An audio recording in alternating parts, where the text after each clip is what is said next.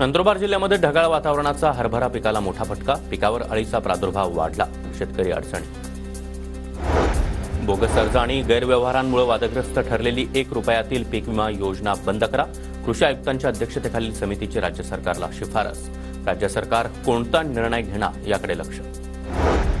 अहिल्यानगरमध्ये भारतीय जवानांच्या युद्ध प्रात्यक्षिकांचा थरार. केके रेंजमध्ये विमान, रॉकेट्स, रणगाडे आणि तोफांचा मारा. युद्धभूमीसारखी प्रात्यक्षिकं नागरिकांना पाहायला मिळाली. नंदुरबार नगरपालिकेमध्ये महिनाभरात 2 कोटींची कर वसुली. पालिकेच्या आर्थिक तिजोरीमध्ये भर. दरम्यान पालिकेसमोर मार्च महिन्यापर्यंत कर वसुली करण्याचं मोठं आव्हान.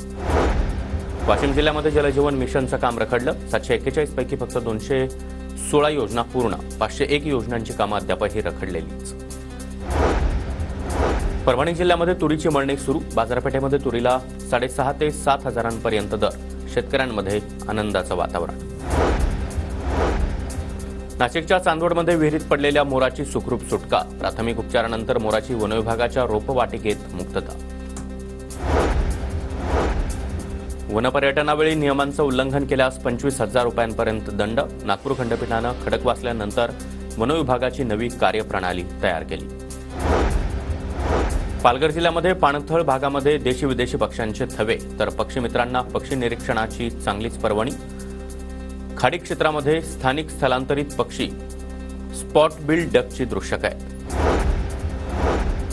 पंढरपूरच्या यात्रेमध्ये गर्दी नियंत्रणासाठी AI तंत्रज्ञानाचा वापर केला जाणार. संगणक प्रणाली तयार करण्यासाठी आपत्ती व्यवस्थापनाचा प्रस्ताव.